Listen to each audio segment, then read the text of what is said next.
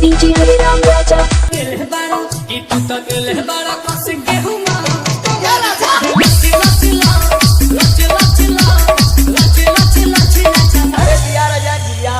उतर जाएगी कौन नई दुल्हन का गौना कच्चे उम्र में हो गया। कच्चा उम्र कितना कहले भाई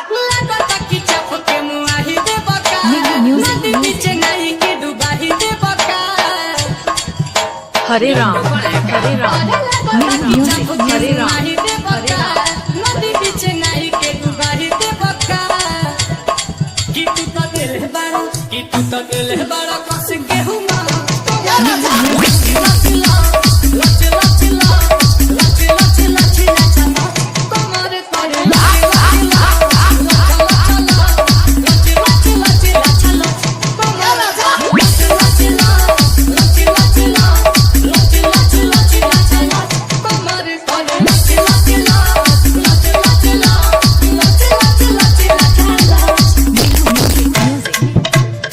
नाम तो सुनाए होगा डीजे हरे राम राजा।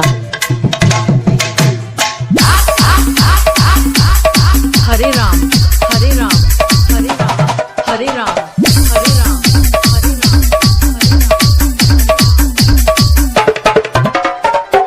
से दिया बनई के तारा और गेलूर हो कोके पानी चोरी चूरी गले बाड़ा दूर हो।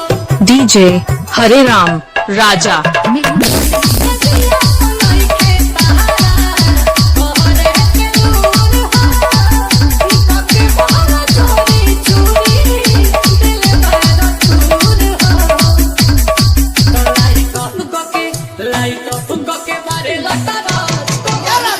हरे राम हरे राम हरे राम हरे राम हरे राम।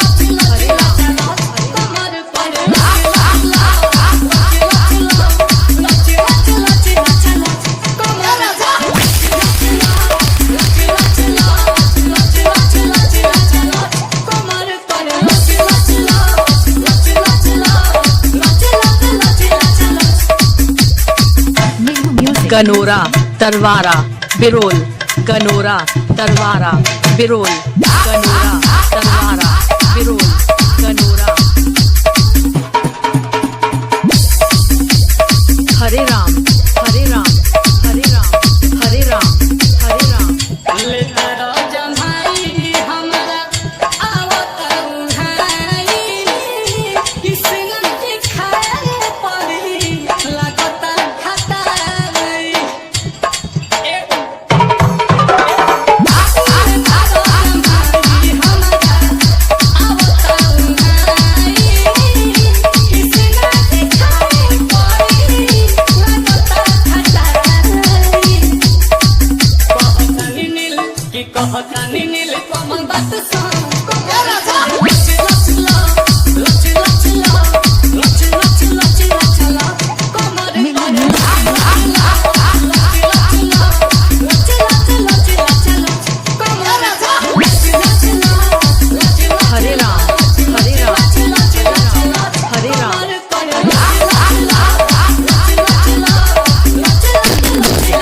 डीजे सोन बनाने के लिए संपर्क करें।